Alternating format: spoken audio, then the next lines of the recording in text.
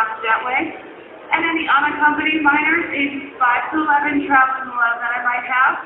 Please keep in mind that if you do pre-board, you may not sit in an emergency exit row. This is an FAA regulation, not ours. For those of you traveling with small children under the age of 5, we do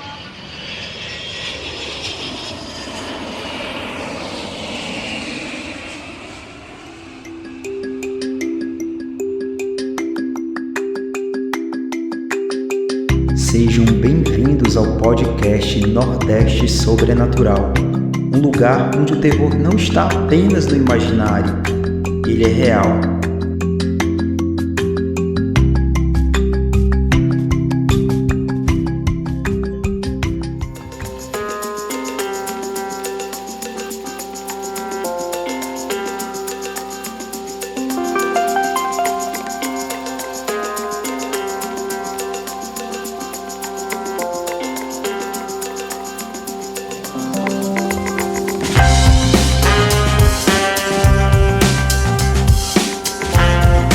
Salve, salve, queridos ouvintes! Sejam bem-vindos a mais um episódio do podcast Nordeste Sobrenatural. Meu nome é Rafael e se preparem porque hoje é dia de Nordeste Trip Sobrenatural.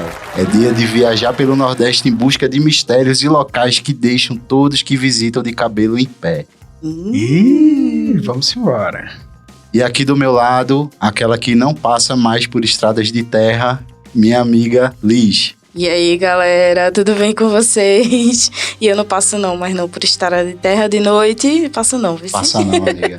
E ó, vocês já estão com a mala pronta? Prontíssima. Bora-se embora? É isso aí. E aqui do nosso lado, aquele que é expert em fotos sobrenaturais, meu amigo Neto. Salve, galera, tudo bem com vocês? E eu tô aqui com a minha malinha pronta, o meu chale. Charlie, a calça jeans de repente. Uma calça jeans e eu tô pronto, viu? Vamos embora. Ai, queria nem ir. Será que eles estão prontos também? Se preparem que hoje a gente vai ver coisas cavernosas. Bora-se isso embora. Aí. Vamos nessa.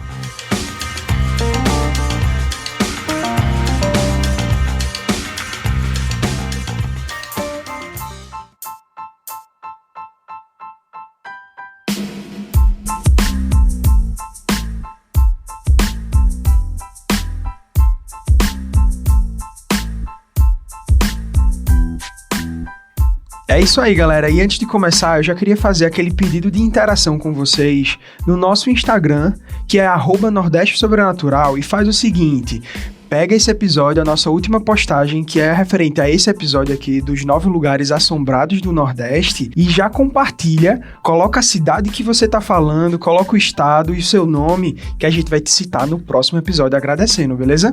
E sempre é bom lembrar também que você pode mandar o seu relato para o e-mail nordestesobrenatural.podcast@gmail.com ou pode mandar por DM também no Instagram. Manda um e-mail pra gente com seu relato, se também tiver crítica, sugestão, alguma opinião aí sobre algum episódio, algum complemento, alguma coisa que a gente esqueceu de mencionar, manda aí pra gente que a gente vai ficar aqui muito feliz e de repente podemos até citar você, se você quiser, no episódio, beleza? E aproveita também para curtir a gente e dar aquela boa avaliada no teu agregador de podcast que você escuta a gente, seja Spotify, Deezer, Google Podcast, o da Apple também. Que você ouvir a gente, aproveita para dar aquela avaliada porque ajuda demais no trabalho que a gente tá desenvolvendo aqui, tá, galera? Valeu e bora pro episódio. Vamos nessa. Yuhu! Yuhu!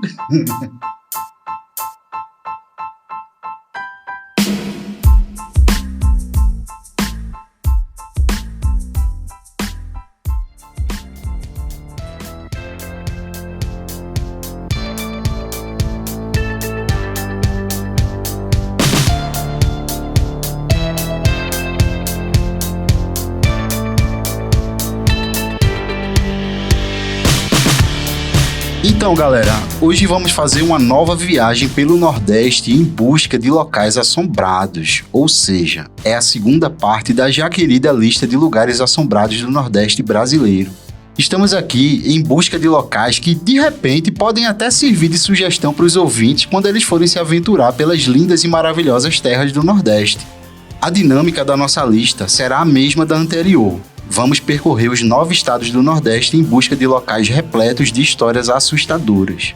Então, sem muitas delongas, embarque na nossa nave porque vamos começar com a nossa viagem e essa lista promete.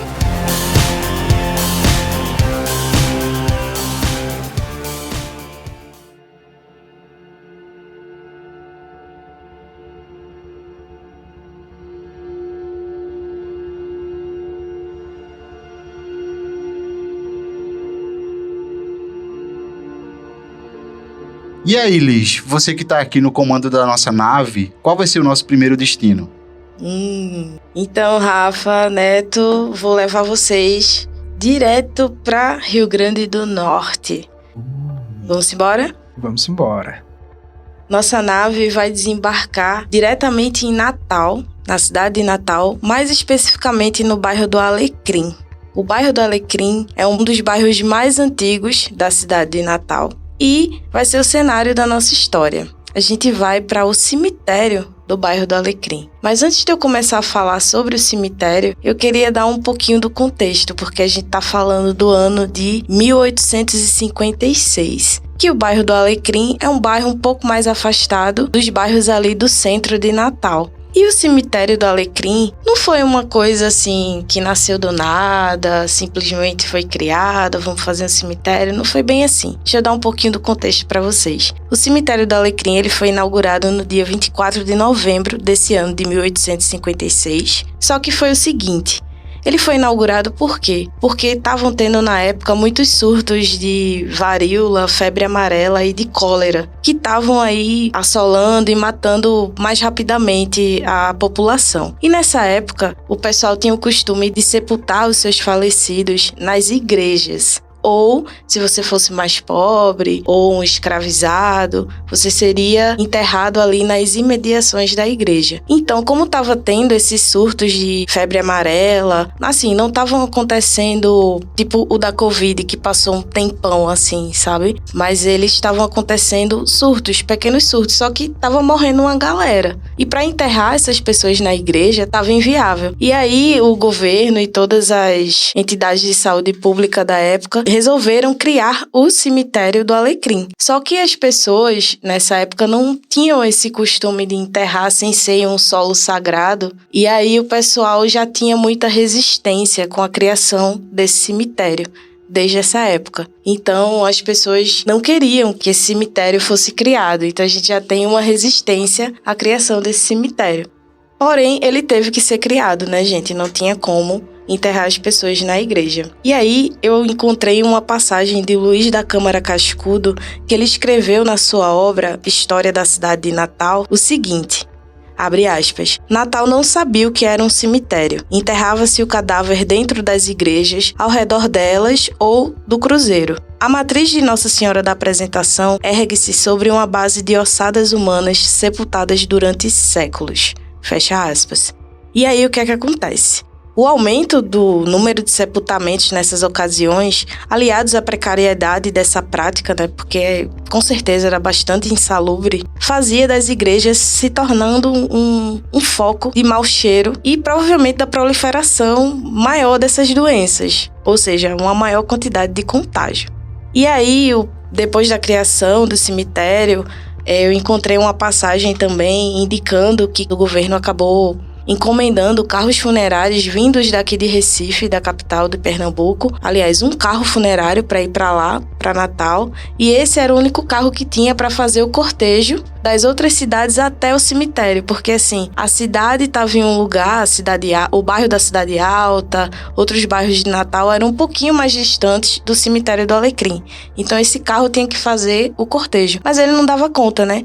Então, tem muitas fotos, eu encontrei muito registro fotográfico de pessoas fazendo cortejo, andando com os caixões e tal, para levar até o cemitério do Alecrim.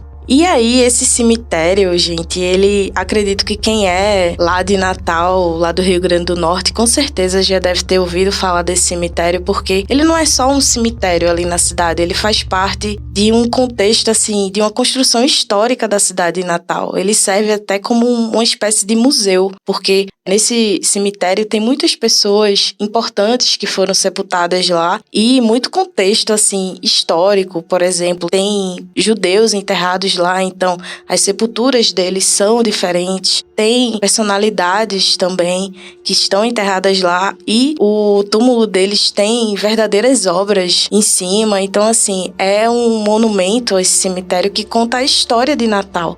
Não é apenas um cemitério, ele conta uma história.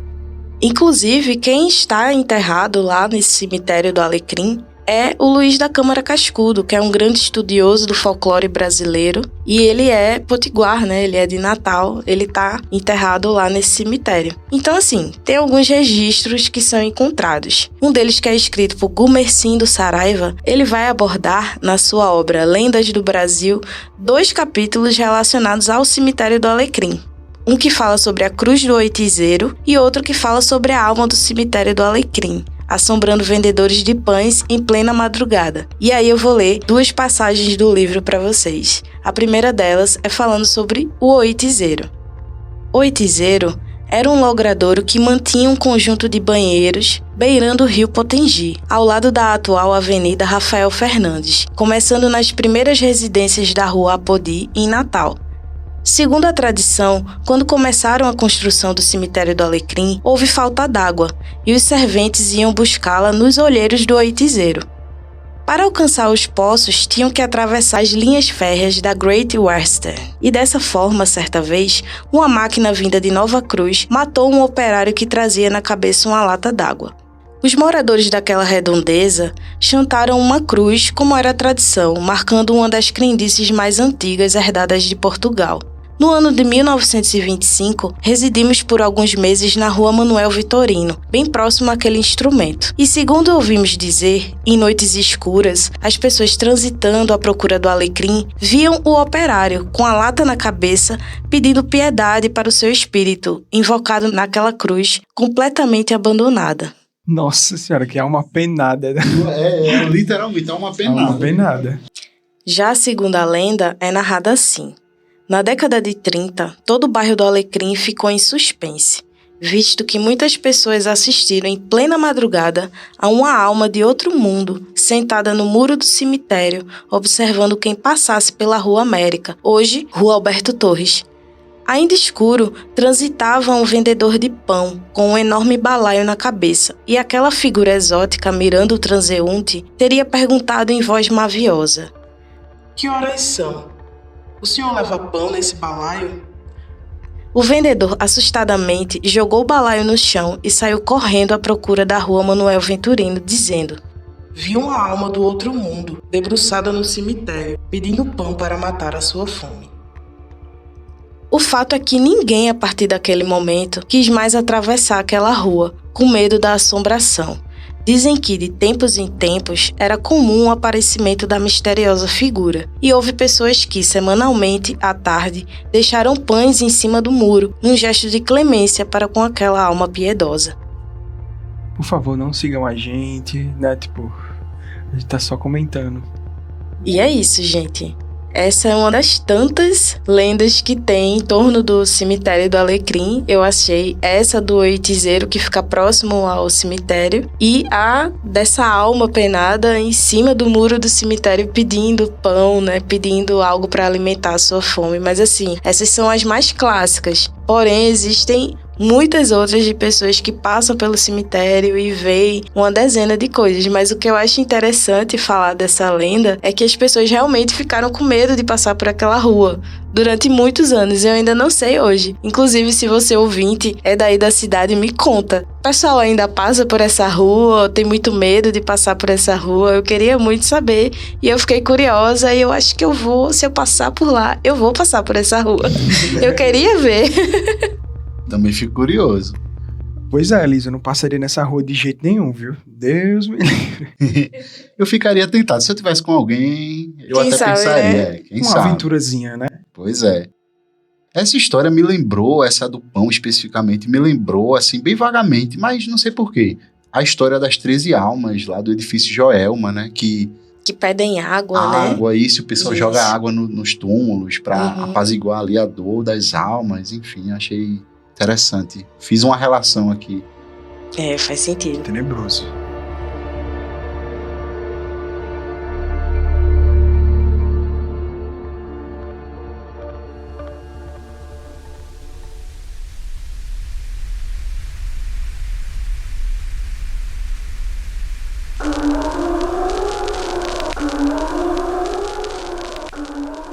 Mas e aí, vamos sair do Rio Grande do Norte e vamos pra onde agora, Neto? Me conta. Vamos embora, Liz. Vamos um pouco mais para o sul. Vocês que estão ouvindo aí, preparem suas malinhas. Vamos subir de novo na nave, que agora a gente vai para João Pessoa, lá na Paraíba. Simbora. Adoro João Pessoa. Inclusive, sempre que passo por lá, como um peixinho na praia. Importante. E aí, pessoal, agora, viajando pelo tempo e espaço, pela janela vocês podem ver a Paraíba.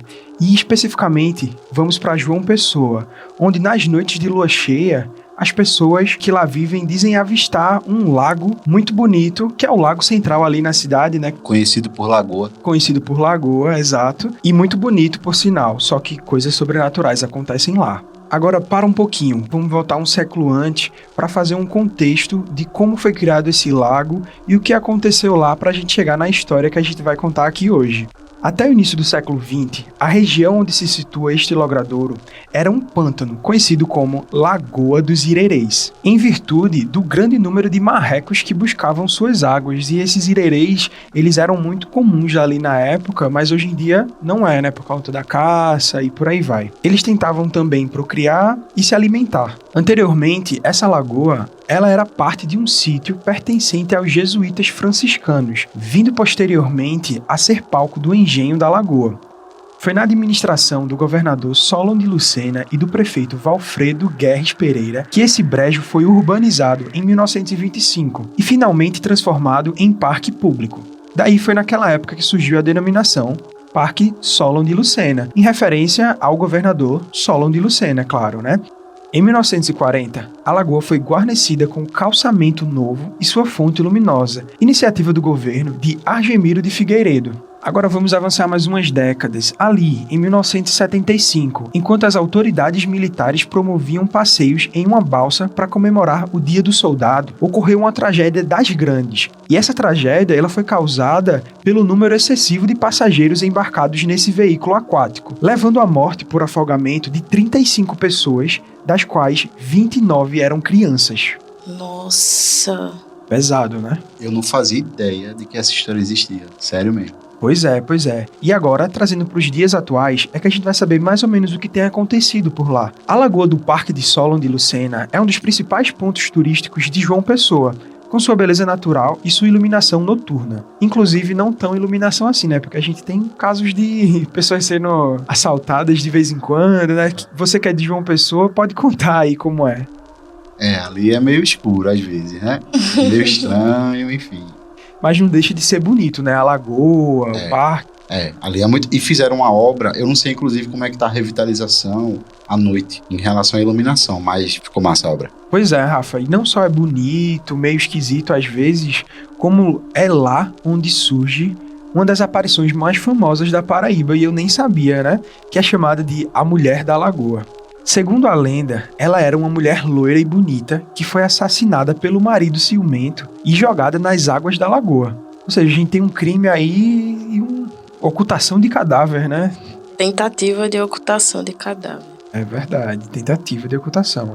Então, Liz, desde então, essa mulher que foi assassinada lá, ela aparece nas noites de lua cheia, caminhando pela orla ou emergindo das águas, pedindo socorro ou vingança. Alguns dizem que ela aborda os homens que passam pelo local e os seduz para depois afogá-los na lagoa. E aí, depois de eu ver essas histórias, vocês ainda vão dar uma passadinha lá na Lagoa de Lucena, dar uma visitada? De noite, não. De noite, não. Eu posso até visitar, mas eu não garanto que eu vou ver mais com os mesmos olhos, porque eu realmente não sabia disso e, nossa, eu já passei tanto por ali, gente, sabe? Não fazia ideia. Eu já passei na frente, mas eu não sabia não, né? É aquela lagoa que fica ali onde a gente passou com o Vitor?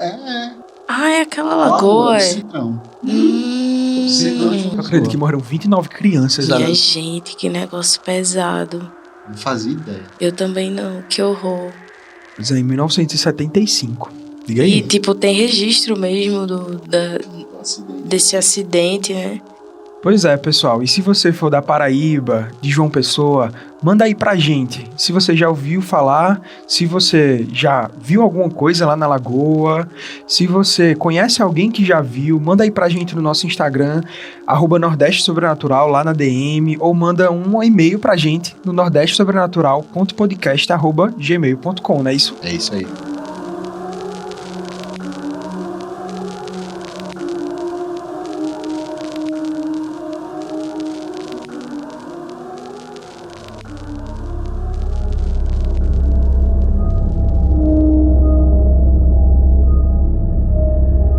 Agora eu vou dar o painel da nave aqui, deixar sentar na cadeira Rafa, que vai contar pra gente outra história, né? Vai levar a gente pra outro lugar. Senta aí. Pi, pi, pi, pi. Galera, a gente vai lá pro Piauí, especificamente na cidade de Altos, no campus da antiga UESP, que hoje é a atual Universidade Aberta do Piauí. Universidade aberta. Que chique. Qualquer um pode entrar? Eu fiquei pensando, eu quero ir na universidade agora. Então, galera, chegamos aqui na sede da Universidade Estadual do Piauí, em Altos, especificamente no campus Roberto Raulino, que foi inaugurado em 7 de maio de 2001 pelo reitor Jonatas de Barros Nunes, em parceria com as prefeituras municipais ali de Altos, Beneditinos, Alto Longar, Coivaras e Novo Santo Antônio, que são as cidades ali do entorno. Só que talvez muita gente não saiba é que o prédio em que se encontra o campus foi anteriormente uma maternidade. E depois do fechamento da maternidade é que foi utilizada para o funcionamento do campus universitário da UESP, que depois se tornou a UAP, né? Universidade Aberta do Piauí. Essa universidade ela foi fundada em 1973 por iniciativa do deputado estadual Roberto Couto Raulino.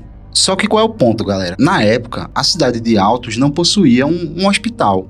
Só a maternidade é que tinha ali. Então, quando tinha alguma urgência, alguma emergência, embora não fosse o local ideal para atender essas ocorrências, os locais acabavam recorrendo à maternidade para ter ali os primeiros socorros. Só que dependendo da gravidade do ferimento, as pessoas acabavam muitas vezes indo a óbito ali na maternidade.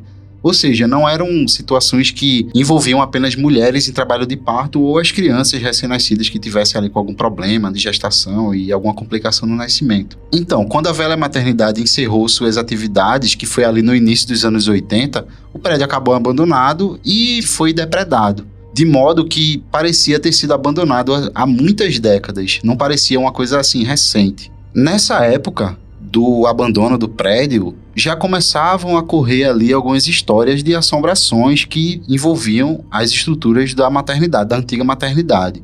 E mesmo depois que o campus da UESP foi inaugurado, ainda assim as histórias continuavam a acontecer ali.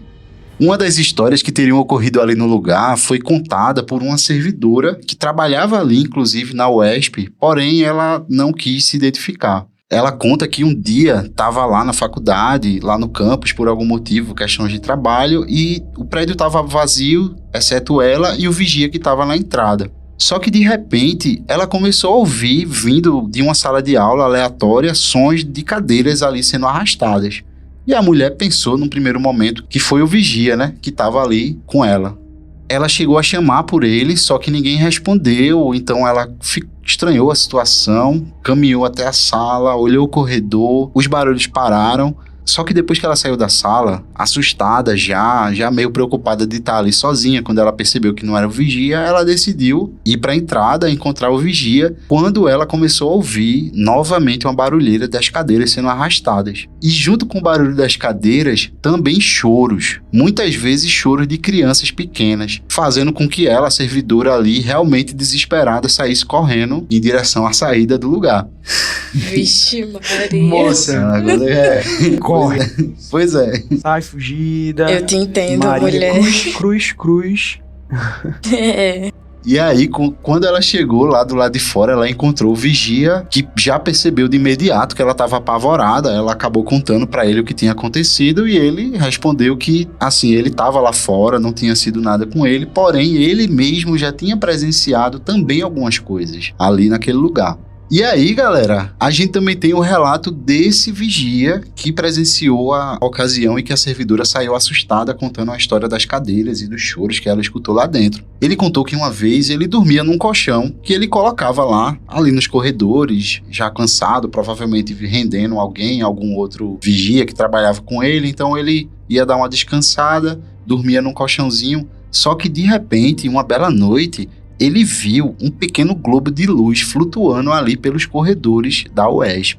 Ele diz que esse globo de luz parecia que tinha vindo da parte externa do prédio e foi caminhando em direção aos fundos da estrutura. Ei, pô, dispense. Ei, Pois pô, é. dispense, eu pensei a mesma coisa. Ei, pô, Dispense. dispense. E aí, qual é o ponto? Ele ficou desesperado quando viu aquele negócio e saiu correndo. Só que antes de sair correndo, antes de sair do prédio, ele olhou para trás e viu a luz indo em direção aonde ele estava dormindo, no colchão. Exatamente. Dispense. Dispense. E ele diz que naquela noite ele não teve mais coragem de entrar no prédio e também não viu mais a tal luz, né, que ele falou. Digo aí, viu o globo de luz e o globo foi pro colchão onde ele tava dormindo, pô. Era um drone, pô. Era um Era um drone do drone. governo americano que tava espionando. indo espionar o que ele tava fazendo. E aí, galera, a esposa do vigia contou que uma vez foi lá fazer companhia ao esposo uma noite e também presenciou algumas aparições, algumas coisas estranhas ali. Por exemplo, ela disse que uma vez eles ouviram uns barulhos que pareciam sons de passos de pessoas que vinham de certas direções que eles conseguiam identificar de onde vinha e chegou inclusive a passar por portas e a porta abria e fechava, tipo assim, como se realmente eles estivessem presenciando pessoas caminhando por ali, só que eles não viam quem era. E também um dos filhos do casal, uma vez também estava lá com eles, né, com os pais, acompanhando o vigia. Porque eu acredito que ele deve ter começado a ficar com medo, aí tipo, chama a esposa pra ir, de vez em quando, chama os filhos. Bem provável. Eu não julgo, não. Também não. E aí, numa dessas, um dos filhos, quando ele ainda era criança, eles pediram pro menino buscar água no bebedouro lá da UESP. Encher a garrafinha deles lá e tal. Só que o menino, depois de um tempinho, voltou lá, ó, correndo, disparada, dizendo que tinha visto ali uma mulher muito estranha vestida com um avental branco, que seria uma relação aí com as roupas utilizadas nas pessoas que trabalhavam na maternidade, né? Aquela coisa meio médica, enfermeira, não sei, né? E também tem relatos lá de pessoas, de outros vigias também, que contaram ter presenciado a descarga do banheiro, por exemplo, sendo acionada sozinha, sem ninguém por perto. Sons de máquina de datilografia vindos da secretaria quando estava tudo vazio, até um dia que esse outro vigia, também teria dado de cara com uma mulher vagando ali pelos corredores. Misericórdia. Então já dá para ter uma noção de que o lugar é pesado, né? Hoje não funciona mais a UESP, mas funciona a Universidade Aberta do Piauí. Poxa, Rafa, isso me fez lembrar dos meus tempos de federal, de Universidade Federal, naquele bendito prédio de anatomia, que era o prédio que ficavam as peças, né, os corpos. E eu lembro que teve um dia que eu fiquei um pouquinho além do tempo da aula, a aula acabou, eu fiquei conversando com as monitoras, com a professora, e desci e acabei descendo por último, sozinha, e já estava tudo escuro. E assim, eu não sei se vocês conhecem o prédio, mas é um prédio bem inóspito, assim. Ou só tem a parte de anatomia ou biotério, não tem muita gente passando, só os estudantes. E eu ouvi choro de bebê, assim, alto, perto de mim, eu descendo as escadas, porque eu nunca gostei de elevador e eu acredito que... Eu acho que não tinha ou não era usado o elevador. Eu desci de escada e quando eu ouvi o choro, eu só me perguntei, onde é que tem um bebê aqui num prédio de anatomia, sabe? E foi justamente no dia que a gente mexeu em peças de bebês que tinham sido abortados, de bebês que tinham morrido, com malformação e tal. Então, assim, foi um negócio que aconteceu, eu ouvi o choro e eu saí descendo desabalada as escadas e corri pra pegar o ônibus pra ir pra casa. E eu só fiquei pensando, não tem bebê aqui nesse prédio, o que tá acontecendo, sabe? Oxe.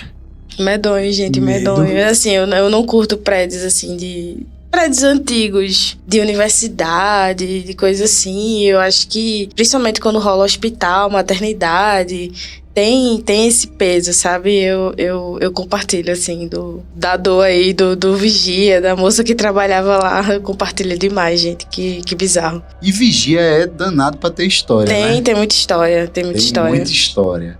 Eu, inclusive, já presenciei uma história que envolve um vigia, mas eu vou deixar pra contar isso em outro episódio. Ei, vai guardar o mistério. Aí tá certo. Beleza, eu acho tenebroso também, porque assim, é muito bizarro, né? Você ficar ouvindo voz no lugar onde você trabalha, ficar ouvindo passos, essas coisas assim, bolas de luz. E tipo, quando não tem mais ninguém lá, né? Só tá você, teoricamente. Pois é. Parece que tá querendo pegar você na cocó, né? É, bizarro. Eu já trabalhei num lugar em que eu era vigia. Assim, não era bem vigia, mas tipo, eu trabalhava durante a madrugada. Eu chegava de 7 da noite, saía de 1 hora da manhã do trabalho, né? Mas eu sempre ficava por lá, tipo, às vezes conversando com um amigo. E aí, assim, aconteceram 2 histórias que eu considero estranhas demais, tá entendendo? Uma dessas histórias foi com um amigo meu, que é amigo até hoje, depois que eu saí desse emprego. Trabalhei lá por 2 anos nesse prédio, que é um empresarial. E durante a noite funcionava nada, basicamente, entendeu? Às vezes algum dentista ia fazer um atendimento extra do horário, às vezes um médico ia atender alguém extra, apenas isso, de madrugada.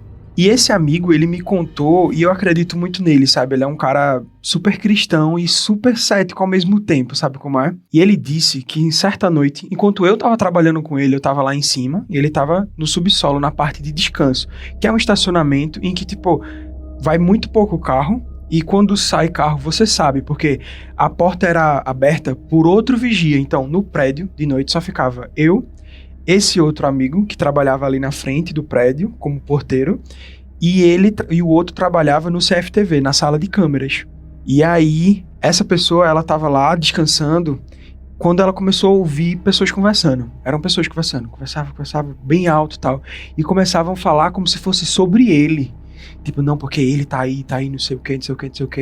E ele tava descansando, ele só tinha 1 hora pra descansar. E ele começou a ficar muito assustado. Num quartinho escuro, que é mais ou menos assim, um quartinho super capitalista, sabe? Tipo, era um quartinho pra funcionário descansar, onde tinha, tipo, ferramentas, etc. Um quartinho, assim, do tamanho de um estúdiozinho pequenininho. Foi onde a gente tá. E aí, ele disse que se levantou. Oxi, que história é essa que eu tô falando de mim e tal, não sei o quê. Quando ele abriu a porta, não tinha ninguém. E aí ele volte, aí fechou a porta e deitou pra dormir. Ele, não é possível isso, aí foi deitar. E aí ele disse que começou a sentir uma presença dentro do quarto.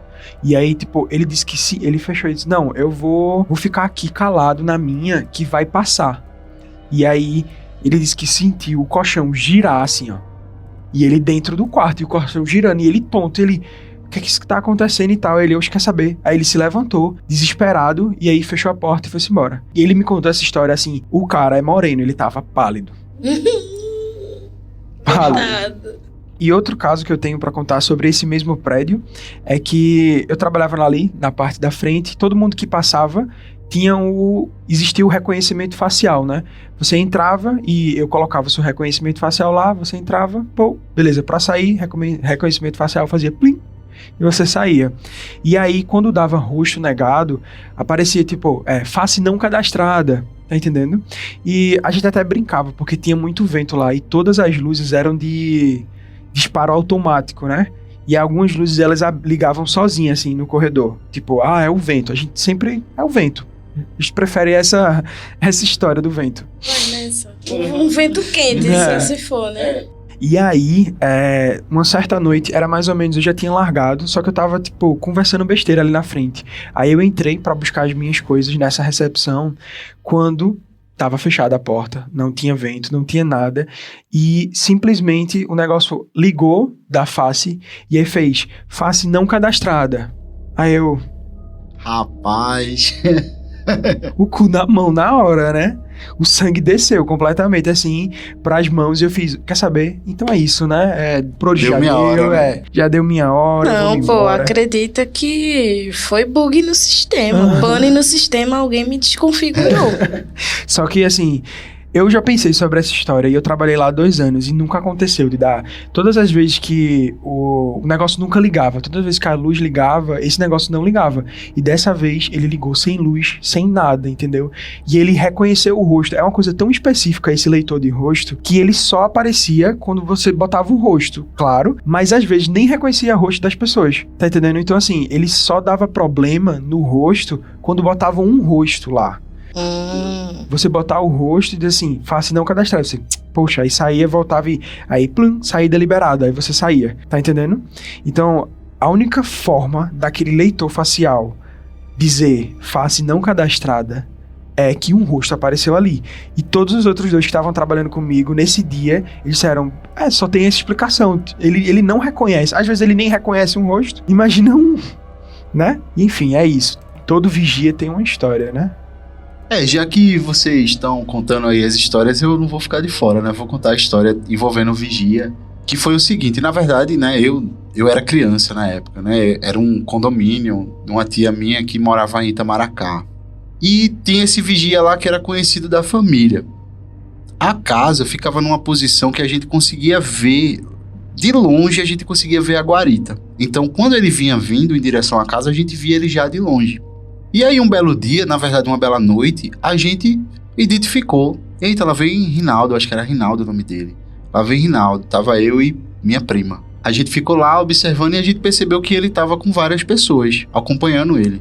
E num primeiro momento a gente acreditou que eram pessoas que ele tava levando lá, enfim, que estavam visitando, enfim, ele tava levando para alguma casa, ele tava acompanhando de alguma forma. A gente imaginou nesse primeiro momento que eram pessoas que estavam ali com ele, que estavam visitando ali o lugar, enfim, e ele tava indo mostrar algum canto. Só que não. Toda vez que a gente olhava, a gente via que tinha menos pessoas, até um belo momento que quando a gente viu só tava Rinaldo. E aí a gente perguntou, gente, tipo assim, na maior inocência, tá ligado? Tipo, cadê a galera, né, que tava aqui com vocês e tal, que tava contigo? Aí ele, oxi, que conversa é essa? Não sei o que, tinha ninguém comigo não. Ai, pare com isso, não sei o que, lá. Tipo, ele já ficou preocupado. Porque vigia tem, velho, tem muita história. Inclusive, se você é vigia, entre em contato com a gente, que a gente tá doido pra ouvir as histórias de vocês, viu? Porque eu sei, a gente sabe que vigia tem muita história pra contar. Tem sim. Pois é, muito tensa essa história, né? E eu tava lembrando até do que eu tava comentando antes, que nesse prédio que eu trabalhei, morreram 2 pessoas ali na recepção. Uma eu cheguei e ela tava morta em cima da mesa do meu chefe. Ele tinha uma mesa do tamanho dessa que a gente tá gravando, e a mulher tava morta em cima da mesa, que ela teve uma parada cardiorrespiratória, porque lá em cima tinham cardiologistas, pneumologistas, e aí, assim, as 2 pessoas que morreram nesse prédio, ali na recepção, foram 2 pessoas que iam pro mesmo médico, um pneumologista, né, nessa época aí, pós-Covid, 2021 e 2022. Credo, velho. Tenso. E esse relato que eu contei foi justamente na época, um pouquinho depois, que essa mulher morreu no sofá, que a gente chamava de sofá assombrado. Era de frente onde eu trabalhava, mas...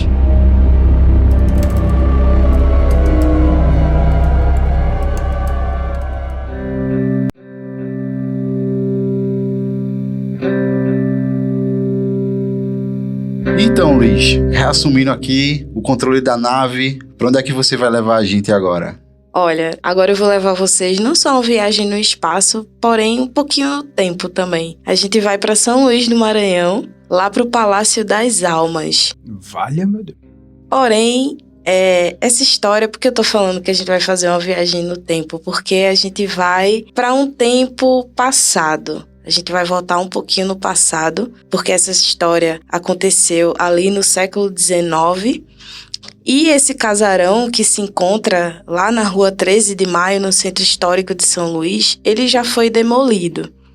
E hoje ele é um prédio que eu não encontrei ao certo se é uma faculdade ou se virou uma escola, mas eu sei que o prédio principal, ele foi demolido.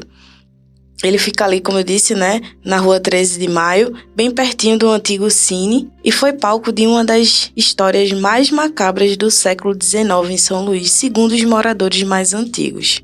Esse suntuoso casarão foi comprado por 2 irmãos portugueses que deixaram sua cidade natal rumo a São Luís em busca de uma vida mais próspera. Eram eles os irmãos de Pádua. E aí vamos lá, que essa história é bem legal. E aí, enquanto um dos irmãos, Jerônimo de Pádua, conseguiu êxito na vida e conseguiu arrecadar muito dinheiro como comerciante, ele prosperou na vida, né? Já o outro irmão vivia frustrado pelo insucesso dele. E aí contam que nasceu dele uma inveja incontrolável. Jerônimo de Pádua, o irmão que enriqueceu, ele não era casado, mas ele tinha uma espécie de união estável com uma escravizada, com quem ele teve 2 filhos. E aí, assim, essa parte da história de que ele teve uma união estável com ela, fica uma coisa meio sem saber. Em alguns lugares falam que ele tinha um harém com muitas mulheres, porém a que ele mais se afeiçoava e chegou a ter filhos não legítimos com ela era uma escravizada.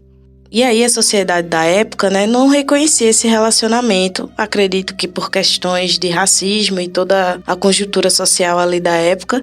E aí também não reconhecia os filhos, que eram tratados como escravos. O irmão de Jerônimo, então, arquitetou um plano para matá-lo. Afinal, Jerônimo era o único parente reconhecido dele. Com a morte de Jerônimo, todos os bens seriam transferidos para o nome desse outro irmão que não conseguiu ter sucesso na vida. E aí, então, né, aconteceu como planejado.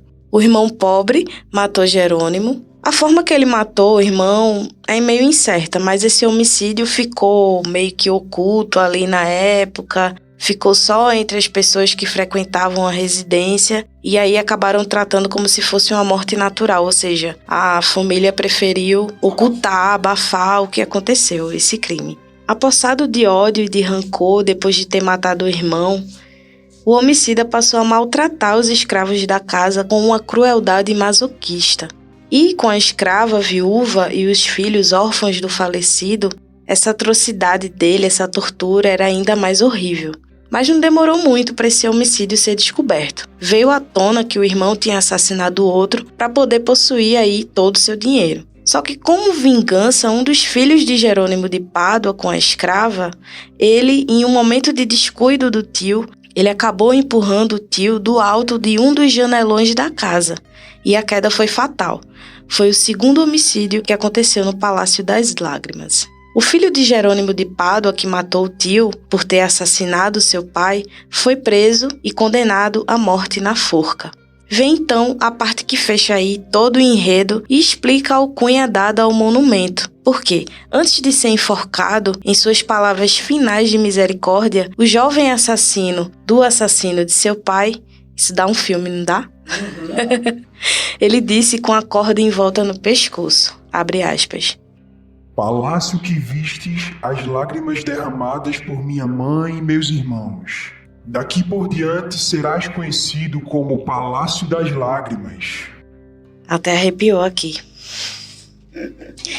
Daí por diante, o palácio ficou vazio por um tempo, o que resultou em ruínas. Depois, quando ele foi restaurado e adaptado, serviu de local para várias instituições, como escolas, faculdades. Porém, a lenda ficou, né?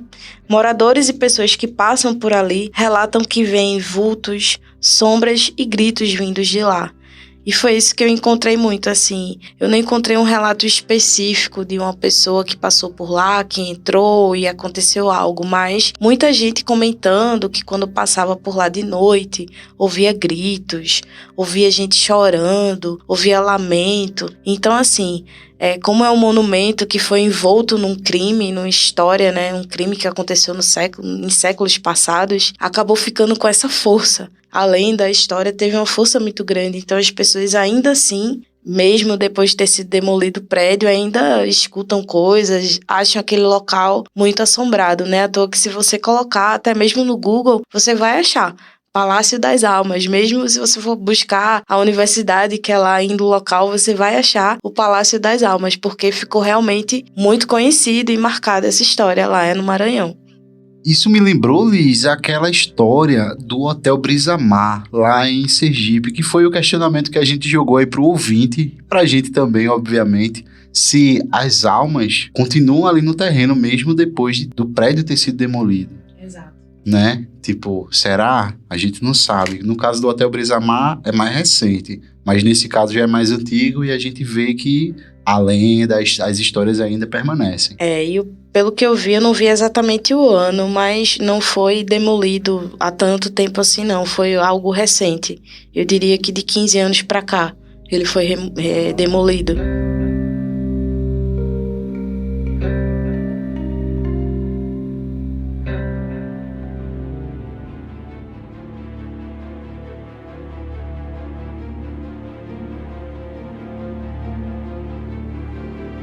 E aí, galera, depois dessa história bem cavernosa, a gente vai embarcar de novo na nave e vamos desembarcar diretamente no Ceará, né, Neto?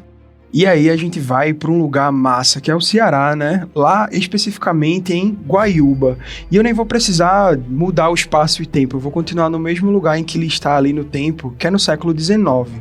Mas especificamente no casarão de Água Verde.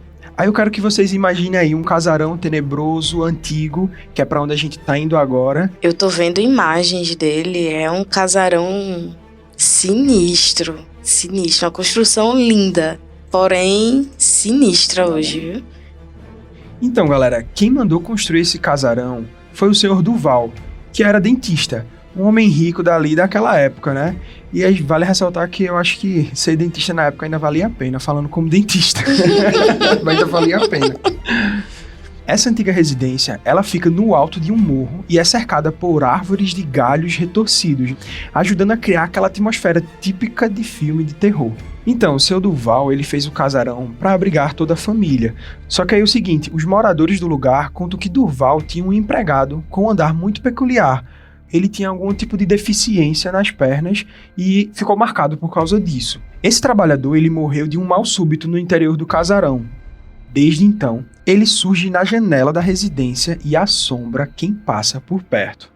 Bom, depois que Duval morreu, e com o passar de alguns anos, começaram as histórias de assombração, como gritos de pessoas, assobios, choros, vozes de pessoas e aparições de almas. Como se fosse aquela casa dos gritos de Harry Potter ali, né? Misericórdia. Tá destruído. Me tire dessa. Algumas pessoas que cruzam a via em frente à casa juram ter visto pessoas mortas na janela, assombrações ali aparecendo. Inclusive, uma das fotos que a gente tem, que provavelmente é só uma imagem meramente ilustrativa, né? Mostra uma pessoa ali na janela que supostamente seja esse empregado de Durval ou a família de Durval. Aí, por conta dessas histórias, é óbvio que a gente vai imaginar, né? O casarão de Água Verde se tornou um ponto turístico. Grupos de motociclistas param e vão para casa bater foto, alguns no interior e outros com menos coragem apenas ficam ali do lado de fora. Inclusive, eu super iria, passaria de motocicleta, faria um rolê de moto e passaria por lá.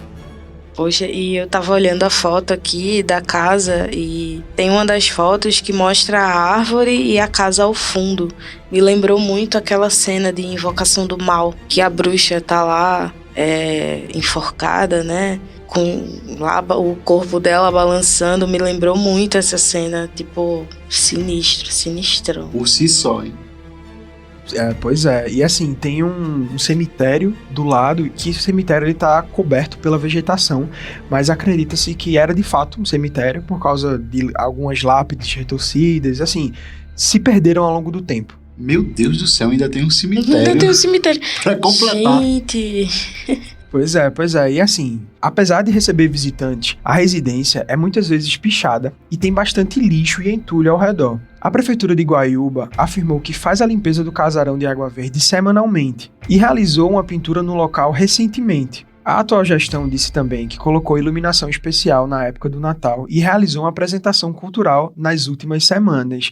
Eu vou dar uma dica aí pro pessoal da prefeitura de Guaiúba: pega um Halloween, entra na vibe aí e transforma num ponto turístico. Porque dá pra ver que tem um sentido ali histórico e bem presente nas pessoas, né? Ao ponto da prefeitura, porque não é toda prefeitura que faz isso, não. Não se enganem, não. Uhum. Que faz essa, vamos revitalizar, o casarão tá abandonado, vamos revitalizar, vamos iluminar. Criar realmente um incentivo para as pessoas irem visitar. É interessante saber disso. Então, assim, quem for de Guaiúba Ceará ou estiver passando por ali, tirar uma foto massa, manda pra gente pela DM, manda pra gente por e-mail, pra gente postar aqui também nas nossas redes e marcar a gente, beleza? Que aí a gente reposta e quem sabe entra até como agradecimento também no próximo episódio. Enfim, passou por Guaiúba, passou pelo Casarão de Água Verde, manda pra gente que a gente quer saber como é que é. É isso aí. Pois é, Rafa, é isso aí. E assim, saindo do painel de controle aqui da nave, vou passar a nave pra tu agora. E aí, vamos pra onde?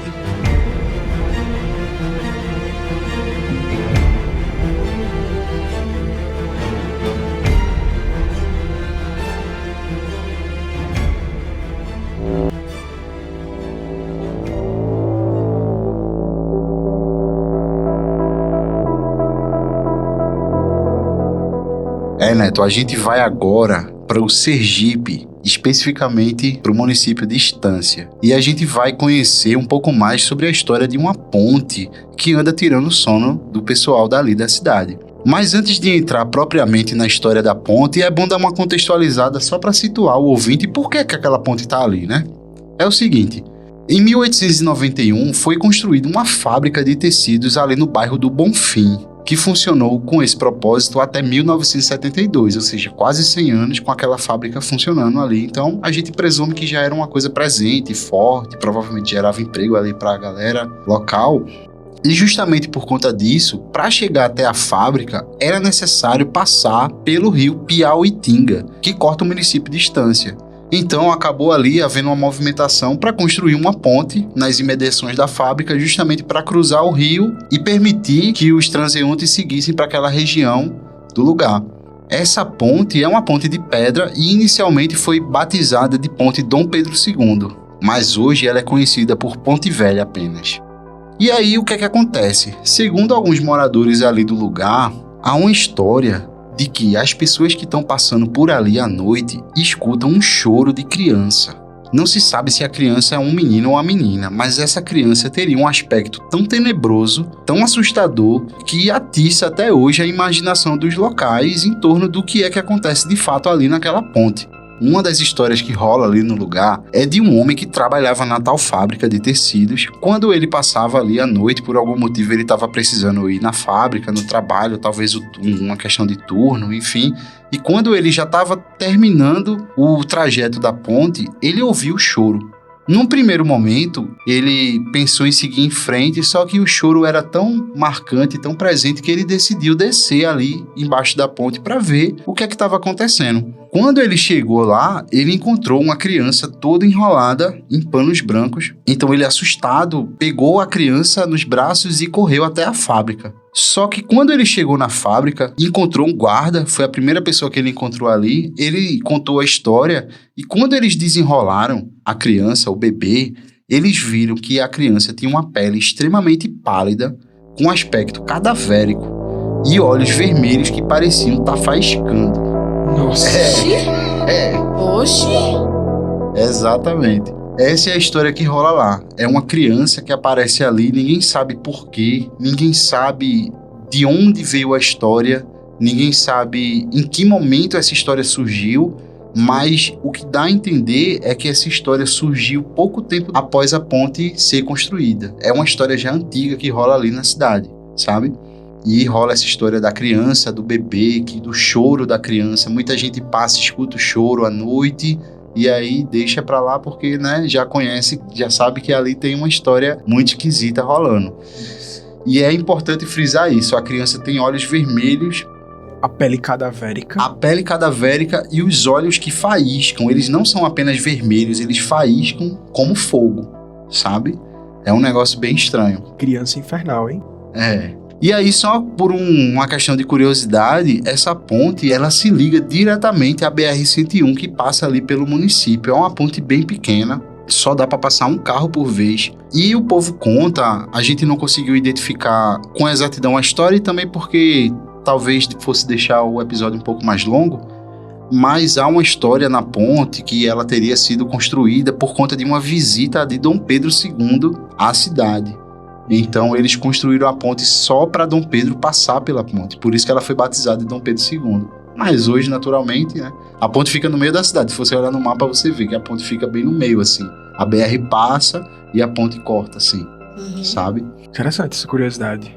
Medonho. Isto é doido, menino. Então, sobre essa história, eu só consigo pensar uma coisa. Que medo do caramba de criança assombrada. Eu prefiro ver mulher assombrada, homem assombrada, coruja assombrada, lobisomem. Eu prefiro ver qualquer coisa do que criança assombrada. Eu tô fora de criança assombrada. Eu também. Amigo, é sinistro, já vi, não recomendo não. Sempre faz você pensar em muitas coisas que você não queria estar pensando. Exato.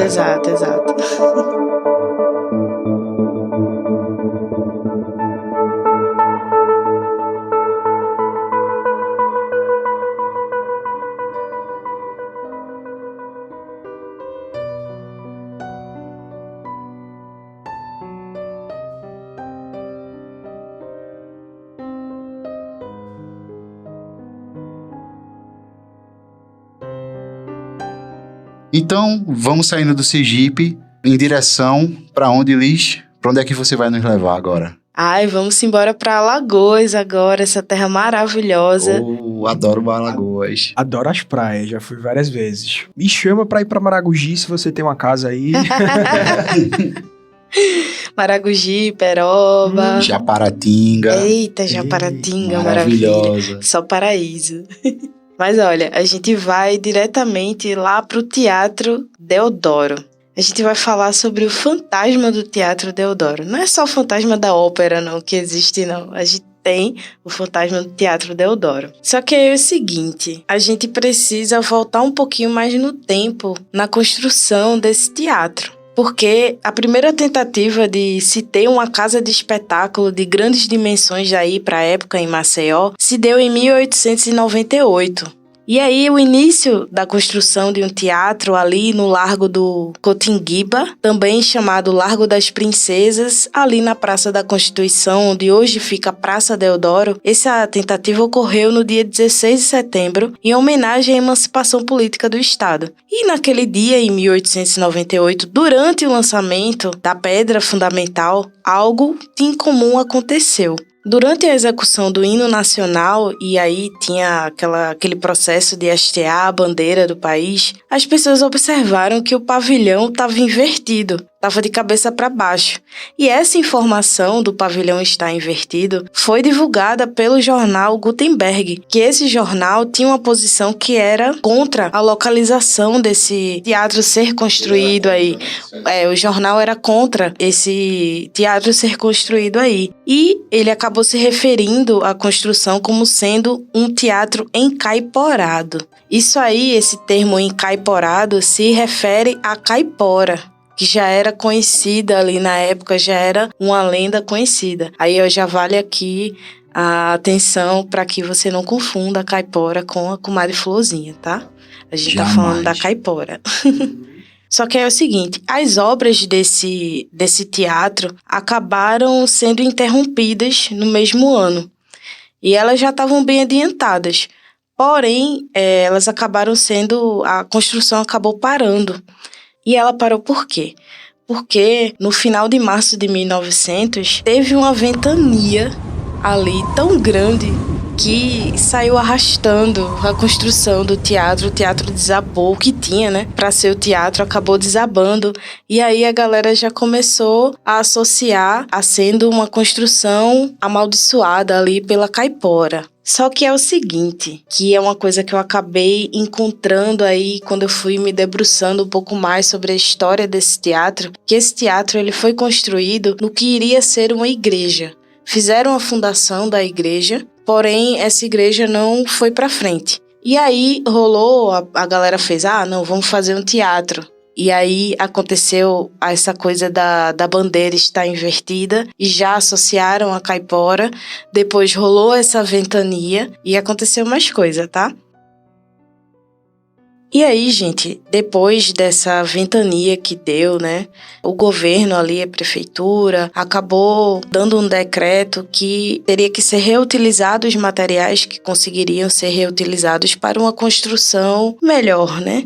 Então, eles acabaram utilizando um trecho um pouquinho mais a fundo da praça para construir esse teatro. Só que para construir esse teatro, ali nesse local, porque as pessoas já estavam pensando que, não vamos fazer em cima da construção da igreja, o pessoal já estava com aquela visão, então vamos fazer mais aqui ao fundo da praça. Porém, para fazer isso, eles tiveram que desapropriar algumas pessoas ao redor. E desapropriaram aquelas pessoas, então acabou gerando um transtorno ali para a comunidade, só para se construir um teatro, né? E aí, durante a demolição de uma das casas, os operários Manuel Antônio e João Timóteo foram soterrados pela queda de uma das paredes e ficaram em estado gravíssimo.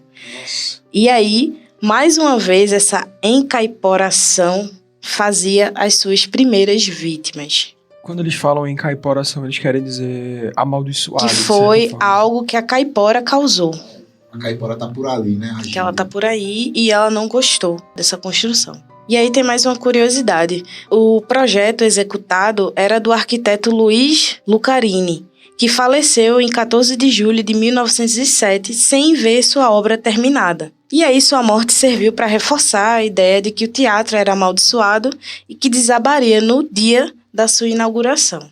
Esses temores surgiram porque parte da área utilizada para a obra do Teatro Deodoro pertenceu a um grupo religioso, provavelmente uma confraria, que tinha iniciado a construção de uma igreja devotada a Nossa Senhora da Conceição, mas o projeto ficou nos alicerces, que foram abandonados contra a vontade da congregação, ou seja, o pessoal queria construir a igreja e o pessoal também queria construir o teatro, então ficou essa confusão, essa batalha. E aí, por causa dessa ocupação de um solo santificado, por causa de uma diversão, ou seja, ao invés de fazer uma igreja, estão fazendo um lugar de teatro, de peça, de coisa para se divertir. Pessoas degeneradas. Isso. Coisas mundanas. Coisas mundanas, exato. No dia 15 de novembro de 1910, quando foi inaugurado o teatro, muita gente ficou em casa com medo dessa profecia de que o teatro iria desabar. Ou seja, o dia de inauguração do teatro foi um fiasco. Porque ninguém queria ir, com medo dessa profecia. Porém, assim, o teatro acabou sendo entregue ao público, tiveram várias peças, aconteceram lá, não aconteceu nada no dia. Porém, um episódio bizarro que não foi confirmado ocorreu durante a entrada pomposa do governador da época, Euclides Malta, para a inauguração do teatro, né, na Casa de Espetáculos. Tinha uma banda marcial tocando, ele entrou numa entrada triunfal. Porém, quando fizeram ali um momento de silêncio para o homem falar, alguém gritou. Só que ninguém conseguiu identificar de onde vinha essa voz. Mas o governador, ele escutou assim, bem pertinho dele, e gritou o seguinte: Doutor Creed, o povo não quer teatro, o povo tá com fome. Eita porra. E aí, e aí os mais antigos, né, da época contavam que Vossa Excelência olhou para cima à procura do autor, né, porque ele ouviu em cima dele. Só que não tinha nada, não tinha ninguém. Mas ele olhou para cima e largou um palavrão. O primeiro palavrão dito no teatro. Ele disse: vá pra casa da puta que o pariu. Ele gritou assim. Caramba, velho. Então ele sentiu, né, ali. Ele sentiu. Pois é. Aí, tá vendo? Fantasma consciente. Tá vendo, governador? Eu achei incrível. Isso aí, por isso que eu botei aqui. Mas aí é o seguinte, trazendo para um contexto um pouquinho mais atual, mas é o caso de assombração mais conhecido, mais forte que ocorreu lá no teatro, foi no início de agosto de 1976, que a Companhia de Teatro Infantil Alagoano estava realizando ali os últimos ensaios no teatro para apresentar ainda naquele mês a peça que eles estavam fazendo, que era A Volta do Camaleão Alface, de Maria Clara Machado, ou seja, era uma peça infantil que estava rolando. Todo o elenco era ali de crianças pequenininhas até ali a metade da adolescência, 14, 15 anos, e os adultos que estavam coordenando ali a peça. E aí passava um pouquinho mais das 8 horas da noite, quando entraram em cena 3 atores ali no palco, e o palco estava com a iluminação só para o pessoal se ver ali, era uma iluminação meio deficiente, só usando a luz de serviço, e o diretor que estava orientando ali as crianças, e tinham também algumas pessoas na plateia, pouquinhas pessoas na plateia. E aí, em um dado momento, alguém percebeu um vulto branco atravessando o fundo do palco. E aí ouviu-se um grito de pavor, um gritão assim. E aí começou a correria em direção à estreita porta que dava acesso à coxia, né? Em 3 segundos, gente, não tinha mais ninguém no tablado, não tinha ninguém na plateia do Deodoro, não tinha mais ninguém. Todo mundo correu, porque não foi só uma pessoa que viu, todo mundo viu. O vulto passando e o grito, né? Todo mundo ouviu. Nossa. O grito não foi de ninguém vivo. Não foi ninguém que tava ali, só tinham 3 pessoas no palco, o restante do pessoal tava na coxia e outras pessoas na plateia. Acho que o pessoal que não tava ali tava na plateia. E, ou seja, não tinha mais ninguém. Beleza, eram crianças, mas foi um grito de pavor, foi um grito de como se tivesse acontecido alguma coisa muito ruim. De horror mesmo, Um grito né? de horror ali no momento. E aí falam que as crianças ficaram extremamente assustadas, sem conseguir respirar direito, só voltaram a ficar bem minutos depois que o susto já havia passado. E aí o advogado Anísio Morim, que estava ali no momento, né, acompanhando o ensaio das crianças, ele lembra que estava no palco e olhou para trás o tempo suficiente para ver algo branco se dissipando. E uma fração de segundo depois, ele já estava atrás das cortinas sem saber o que fazer. E aí, então, né, o hoje psicólogo Evilásio Lima recorda a confusão que se estabeleceu entre os atores e ele comenta que alguns não queriam mais voltar pro palco porque, né, gente, eram crianças. Tinha também o relato de Ricardo Maia, que também estava presente ali no momento. Ele tinha 14 anos lá na época e ele lembra do ocorrido, mas não consegue saber com precisão o que aconteceu naquela noite. Já Delberto Santana, que fazia o padre na peça, ele conseguiu recordar detalhes do susto e revelou que tempos depois, conversando com diretores que trabalhavam lá no Deodoro por muito tempo, ele soube que essa aparição era recorrente e que existia uma história por trás dela. E a história é o seguinte: durante uma manutenção, a cortina do teatro, que pesa centenas de quilos, caiu sobre um funcionário, matando ele sufocado. Chamaram os bombeiros, mas quando os bombeiros chegaram, o servidor já estava sem vida. E aí acredita-se que esse vulto branco que percorre o Deodoro seja a presença sobrenatural desse cidadão, que hoje chamam o fantasma do Teatro Deodoro. E aí, seria efeito de alguma maldição para esse teatro? Tem a ver com a caipora? O que é que vocês acham? Eu achei bem complexa essa história, achei muito boa. Eu acho que talvez seja um misto de coisas, né? Eu consigo enxergar, assim, a caipora como algo que foi associado pelas histórias que já eram contadas ali. Mas talvez, de repente, a própria imaginação das pessoas tenha depositado ali alguma carga mesmo, né? Assim, que a gente chama de energia negativa, né? Mas, sabe, alguma coisa que tornasse o lugar suscetível ou, enfim, aconteceu um acidente. E assim, aconteceram vários acidentes nesse teatro. E depois aparições, depois que esse servidor faleceu lá, né? Então, assim, a gente fica só observando, meio assim, tipo, não dá pra ser cético 100%. Também acho que também não pô, dá tem pra... relatos, assim, que... É tipo a história da escola Ariel, né? De alienígena, que foi no Zimbábue, isso é outra história. Mas, tipo, tinham muitas testemunhas, sabe? Quando você para pra analisar, você fica... É meio difícil você não acreditar, né? Quando muitas pessoas veem, né? Eu acho também. Pelo menos alguma coisa ali aconteceu. Eu acho tenebroso também essa história. E assim, eu faço das palavras de Rafa a minha. Eu acredito que seja um misto de energia por causa do lugar. Pode ser a caipora ali também, né? Vai saber o que é que acontece. Mas eu não fico muito cético em relação a isso, porque, poxa, tava todo mundo ali, ele viu uma massa se dissipando, alguém viu um vulto passando, um grito, sabe? Enfim, né? É bizarro. É bizarro.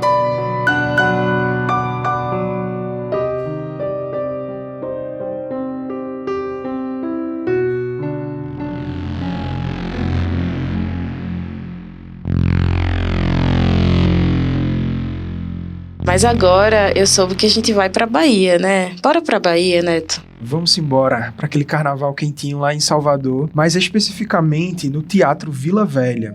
A história que vamos ouvir agora é uma história de luta, de sonhos, e que fica a seu critério decidir se no final ela é feliz ou infeliz. E fazendo um link aí também, né, com a história que Liz contou do teatro, pelo visto é muito dramático, né, as coisas que acontecem ali. O Teatro Vila Velha foi criado em 1964 pela Sociedade de Teatros dos Novos, ali naquele ano famosíssimo, né, para quem gosta de história sabe o que aconteceu.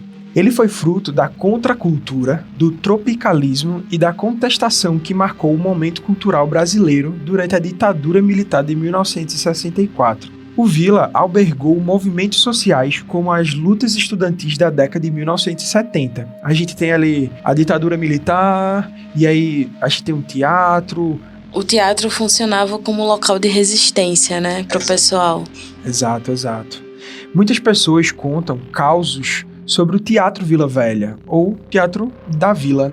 Então, o teatro ele é dividido em várias partes, né? Eu vou falar sobre as partes principais e chegar na parte que a gente quer falar aqui, né? A sala principal do Vila é um espaço amplo e versátil, capaz de adotar configurações variadas e adaptar-se a diversos tipos de espetáculos e apresentações, ou seja, é um teatro massa, né? Para quem estiver aí passando por Salvador, pela Bahia, dá uma olhadinha lá no Teatro da Vila, porque é massa. Também tem a parte que é o Cabaré dos Novos. É um café-teatro onde funciona uma sala de espetáculos. Em frente ao pequeno palco, distribuem-se mesas e cadeiras para abrigar 90 pessoas. Então vamos lá para a sala de teatro que a gente quer falar aqui, né? A Sala João Augusto é a maior sala de ensaio do teatro e pode também ser adaptada para receber espetáculos, performance e leituras dramáticas. Uma das paredes é tomada por espelhos, então aí já imagina, né? O teatro, parede, espelhos. Exato. A sala ainda tem equipamento de som e barras de apoio. E é nessa sala que vamos ter a apresentação desse nosso artista, né?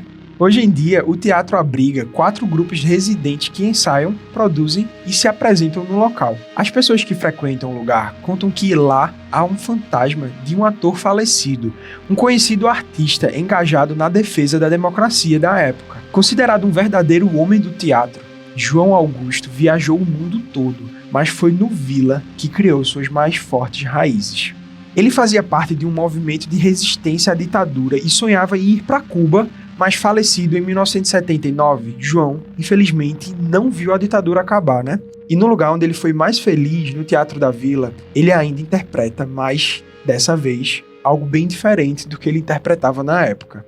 Seu atual personagem, pós-morte, é um ser curvado, mais negro que a treva mais profunda, segundo relatos. Às vezes um vulto ou algo que você sente e enxerga pelo canto do olho. É aquela famosa sensação de estar sendo observado, aquele arrepio na nuca, tudo isso faz parte do show, que segundo as pessoas de lá é de João, né? Outras vezes também ele atua como uma sombra tenebrosa caminhando entre as telas da primeira galeria, de início lentamente, depois numa velocidade impossível para um ser humano, como se fosse um vulto mesmo, né? Passando ali.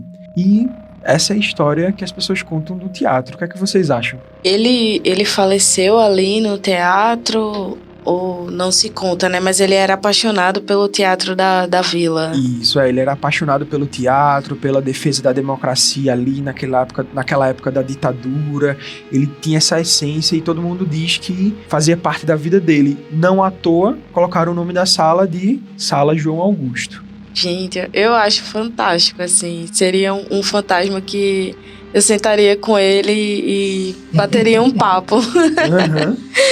Mas é bizarro, assim, você tá lá. Eu acho que essa forma dos atores, dos trabalhadores que estão ali no teatro, de tratar, né, essa entidade, colocar como sendo ele, o João, como sendo um espetáculo dele, eu acho uma coisa muito bonita de se fazer. Mas eu não sei se na prática a gente levaria muito bem, lidaria bem com isso. Eu acredito que não. É isso que eu fico pensando, sei lá, porque querendo ou não, ele aparece de um jeito meio assustador, né? Ele aparece assustador, mas tipo, o pessoal colocou como sendo um número dele. Não, é um número. Eu fiquei pensando se seria algo como eu falo com o Alexandre, né? Foi o que eu pensei. Alexandre. Aqui. O negócio mexeu ali. Alexandre. É Alexandre. Alexandre, pra quem não lembra, é Alexandre da Viagem, tá? A novela da Globo. Isso entrega a idade, hein? Entrega, cala a boca. Sim, e aí, o que vocês acham? É uma história feliz, triste, do ponto de vista de quem, né? Porque as pessoas... Exato. É tipo isso que eu falei, né? Tipo, é bonito a forma que a galera coloca, como sendo ele, fazendo mais um espetáculo. Mas, gente, é assustador, né? Não tem como não ser. E outra, se for ele tá preso ali, sabe? É Tipo, triste. eu não consigo ficar muito feliz, não, ouvindo essa história, não. Bote fé.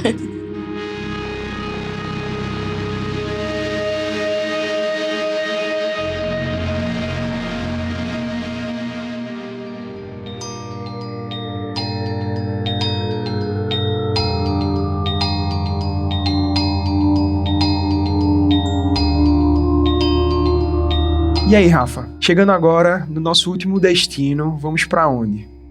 Então, Neto, a gente vai pegar a nossa nave e desembarcar na nossa terrinha, Pernambuco, pro último lugar da nossa lista, que é o sítio Riachão de Dentro, que fica lá em Lagoa dos Gatos, no agreste de Pernambuco. E é aquilo, né? Como toda boa história de assombração, a história envolvendo essa casa mal assombrada é antiga e fala de um homem que era conhecido como Caboclo Inácio e construiu essa residência ali no meio do nada. Aparentemente ele não tinha muitos motivos, talvez tivesse posses, disposição ou interesse, né, em condição de construir ali, ele escolheu aquele lugar para fazer a residência dele. Então, ele, o Caboclo Inácio, aparentemente viveu ali no local tranquilamente até morrer, sem muitas histórias, sem relatos, nada suspeito em relação ao local. Só que após a morte dele é que começaram a aparecer relatos de supostas aparições que aconteceriam ali. De acordo com o filho do proprietário original, Severino Marinho, que é aposentado, a casa ficou abandonada após a morte de Caboclo Inácio, mas depois foi ocupada por familiares que, enfim, utilizaram o espaço para fazer sua residência. Só que foi quando os relatos de aparições e barulhos esquisitos começaram a aparecer ali no lugar. As histórias envolvem móveis que se arrastam no meio da noite, vozes que ecoam de lugar nenhum e portas que se abrem do nada. Valha, meu Deus. Pois é. Severino Marinho, que é o filho do dono, ele até conta a história do filho dele que uma vez estava tomando banho no banheiro da casa e saiu correndo lá de dentro do banheiro após ver vultos, segundo ele, lá dentro do banheiro. Então ele se desesperou e saiu correndo. Morrer pelado é foda. Pois é. E segundo Dona Cristina Maria, que já morou também lá no local, os barulhos eram assustadores. Abre aspas para ela. A gente não conseguia dormir de noite com o barulho. Era coisa caindo, coisa arrastando. Então a gente não aguentou mais e acabou saindo da casa. Fecha aspas. Tá certo, Dona Maria. E outro relato assustador dessas aparições que teriam aparecido ali vem de um grupo que nem morou lá. Na verdade, eles são da cidade de Cupira, que é vizinha de Lagoa dos Gatos, que foram ali visitar a Lagoa dos Gatos e, porventura, passaram no sítio Riachão de Dentro para conhecer o local. Foi quando uma das mulheres do grupo escutou uma voz de dentro de um dos quartos da casa que estava vazia, naturalmente, porque não tinha ninguém. A mulher foi em direção ao quarto enquanto o grupo continuou ali na entrada da sala. Só que quando ela entrou no quarto, ela viu que não tinha ninguém, na verdade. Estava só ela e o grupo que ela estava acompanhando na entrada da casa. Então ela gritou, se desesperou e saiu correndo, assustando também os amigos, e decidiram nunca mais retornar ao local com medo de serem assombrados aí por espíritos e histórias envolvendo aquele lugar. Uma das explicações contadas ali para essas assombrações que acontecem no sítio Riachão de Dentro envolve uma botija que teria sido enterrada pelo antigo dono do lugar. E aí, quando ele faleceu, talvez ele ou queira mostrar a botija para alguém, porque rola até isso, né? Essas histórias. Ou queira mostrar o lugar da botija, ou queira proteger a botija de alguém que queira pegar o dinheiro que está ali guardado. Para quem não sabe, botija era como os antigos guardavam suas fortunas, suas heranças, enterrando elas em um local desconhecido, mas deixava marcado, enfim, né? Assistam o Alto da Compadecida. Vocês Pronto, vão saber. É exatamente o que é uma botija. E o pessoal conta que uma comunidade católica já realizou ali uma sessão de oração no local para espantar os espíritos e aparentemente, segundo os moradores, deu certo, porque não houve mais relatos de avistamentos no lugar, porém a história fica e ainda há um misticismo muito grande em relação ao local. E vale ressaltar que ali é um lugar onde, inclusive, rola trilhas ecológicas, pessoas vão acampar, existe um movimento ali, até talvez turístico, que deve ser bem interessante de conhecer. Eu sempre vi que Lagoa dos Gatos é um lugar muito bonito, morro de vontade de conhecer, inclusive. E aí, eu acho que... E aí, bora Vamos nessa, dar uma passadinha lá no sítio, Riachão de Dentro. acampar e tal. Pois é, eu topo. Eu topo também. Então quer dizer que eles fizeram um exorcismo ali no lugar. É o isso? que parece, né? Que rolou um exorcismo, alguma coisa assim, pra Algum tipo de acalmar, intervenção. É. acalmar ou dissipar essa manifestação. Interessante, né? Interessante. Porque- Uhum. Porque pelo que o pessoal diz, deu certo. Aparentemente as assombrações pararam. Só que, vamos ver, né? Ninguém sabe o dia de amanhã. A gente vai acampar lá e aí a gente fala pra vocês. A gente diz alguma coisa. Ai, meu Deus.